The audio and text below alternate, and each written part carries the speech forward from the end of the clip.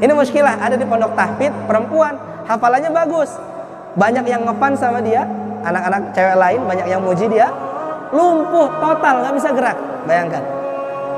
Kata Kiai Anu penasir lain sebagainya, ternyata kena penyakit ain. Siapa yang paling suka sama kamu? Nggak tahu Pak Ustaz. Kumpulin anak kamarnya. Siapa yang sayang sama dia? Aku Pak Ustaz. Siapa yang sering muji dia? Aku Pak Ustaz. Siapa yang ngefans sama dia? Aku Pak Ustaz. Ente wudu, disiram, sembuh seketika bisa bangun. Masya Allah.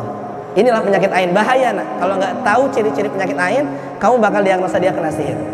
Ciri paling mudah penyakit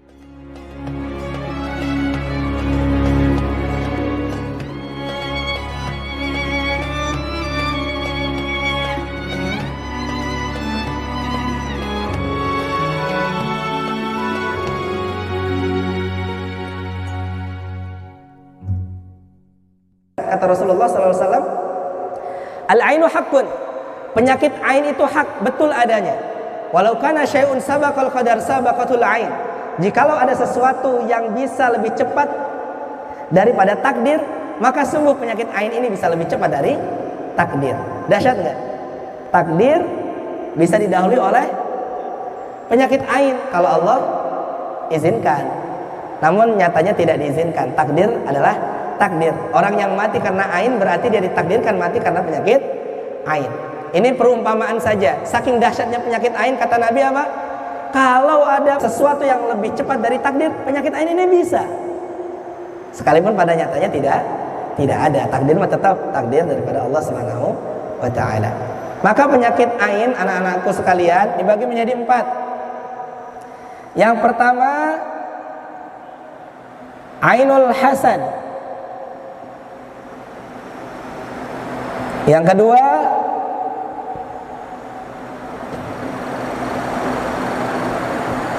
ainul madmumah, ainul madmum.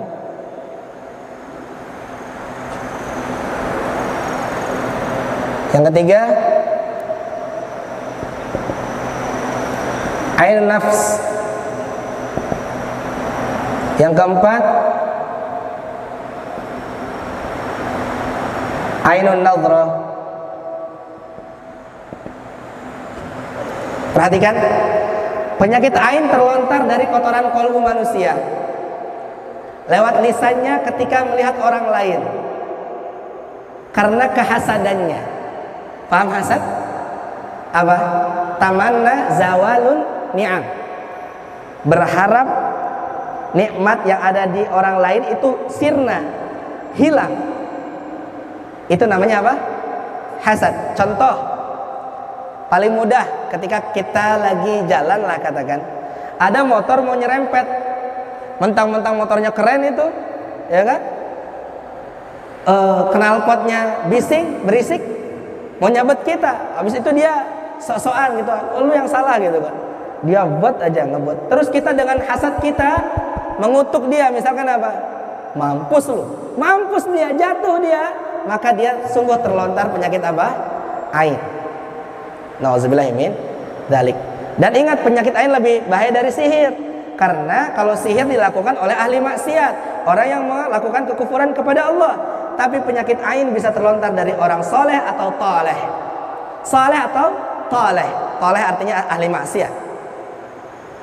Saking bahayanya ini ain. Makanya kita nggak boleh usini wa iyyakum merawat penyakit hasad di dalam kolbu kita.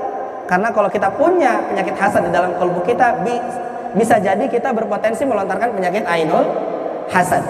Yang kedua, ainul madmum. Ainul madmum itu penyakit ain yang terlontar karena ketakjuban.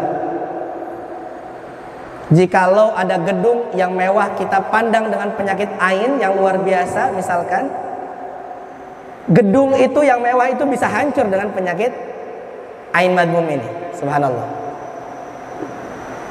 Ya, nauzubillah min dzalik. Tapi bedanya, kalau ain madmum itu harus hadap-hadapan. Tapi ainul hasad bisa melalui foto. Antum posting di Instagram, Facebook, ada yang hasad ke antum, bisa terlontar penyakit ain. Nauzubillah. Makanya doa dulu. Ya, nauzubillah min dzalik. Tapi kalau ainul madmum, ain yang dari rasa takjub, itu harus terjadi hadap-hadapan antara korban ain madmum dengan pelaku ain madmum. Contoh mudahnya di zaman Nabi, Sahal bin Hunayf dengan Amir bin Rabi'ah. Sahal bin Hunayf mau mandi, buka baju setengah badan lah ya, kelihat pundaknya, sama Amir bin Rabi'ah dipuji. Bahasa mudahnya begini, putih banget sih ini orang, putih banget, udah kayak kulit cewek yang mau nikah gitu kan, dalam artian dirawat betul. Seketika Sahal bin Hunayf tumbang akibat lontaran penyakit ain madmum atau ain ketakjuban dari siapa? Amir bin Rabi'ah. Catatan penting untuk ainul madmum ini harus ada tahassur. Tahassur. Tahassur itu apa? Sifat buruk yang ada di dalam tubuh orang pelontar itu, yang mana dia merasa tidak memiliki apa yang dimiliki orang lain itu. Contoh, saya melihat orang putih tapi saya di dalam hati ini dongkol, tidak terima dengan takdir Allah. Putih banget sih ini orang, tapi di hati kita kok gua nggak putih sih, ya kan? Itu ada tahassur namanya. Tapi kalau sekedar pujian itu tidak menjadi penyakit ain. Ganteng banget sih kamu, laisa muskilah. Tapi ketika bilang ganteng banget sih kamu, dalam hati kok aku nggak ganteng kayak dia, itu menjadi penyakit ain madmum. Ini perlu digaris bawahi tahassur ini. Jadi nggak semua pujian bisa jadi penyakit ain. Yang ketiga, ainun nafs. Penyakit ain berkaitan dengan hasad atau madmum kepada diri sendiri. Paham? Antum lagi ngaca, merasa ganteng, muji diri sendiri, antum bisa kena penyakit dari diri antum. Ini agak jorok kisahnya. Ya, seorang pasangan suami istri lah ya. Dengan di suatu malam dia bergaul. Singkat cerita, habis bergaul si laki-lakinya itu merasa menang, juara, dia joget-joget depan kaca. Ini terjadi di Arab. Pastinya guru kami, Dr. Sa'ad Said Ahmad Abdul. Joget-joget. Setelah itu tiba-tiba nggak bisa bangun. Impoten. Bahaya ini buat laki-laki. Datang ke syekh ini dibilangnya ente kena sihir, ente kena sihir. Nggak sembuh-sembuh di ruqyah. Datang ke Dr. Sa'ad Said, kata beliau, diagnosa, karena Syekh Sa'ad itu tidak meruqyah dulu baru menentukan gangguan, tapi dia bertanya dulu, mendiagnosa dulu, baru beliau terapi. Oh, ini gangguan jin, ain, sihir, atau gangguan jin biasa. Ternyata kata Dr. Sa'ad Said apa? Kamu terkena penyakit ainun nafs. Ainun nafs. Jujur, kamu ngapain setelah berduaan sama istri? Oh, saya joget-joget, saya joget-joget depan kaca. Setelah itu nggak bisa bangun lagi, Bagaimana, Ya, ente wudu. Ini caranya ya. Cara melontarkan penyakit ain adalah kalau orangnya ketahuan melontarkan ain ke kita, minta air wudu dia, antum siram air wudu itu ke antum. Caranya disiram kepala dulu bagian belakang, kanan, kiri, depan. Paham? Kalau nggak ketahuan orangnya, antum minta dari keluarga antum, bapak, ibu, abang, adik, atau orang yang serumah sama antum. Kalau di pondok orang yang sekamar sama antum, minta air wudunya semua.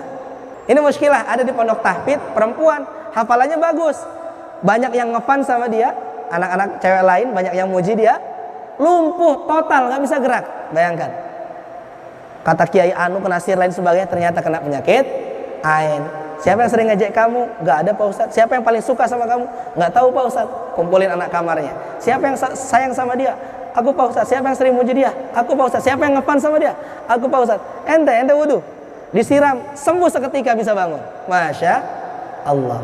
Inilah penyakit ain, bahaya. Kalau nggak tahu ciri-ciri penyakit ain, kamu bakal diagnosa dia kena sihir. Ciri paling mudah penyakit ain itu dilihat dari rona wajah. Kalau rona wajah berubah, bergeser, misalkan dia putih tapi menjadi kuning, kemerahan, kehitaman, kebiruan, kehijauan, merah, kuning, hijau, biru, hitam. Ya, hitam. Ini 5, bukan warna pelangi ya.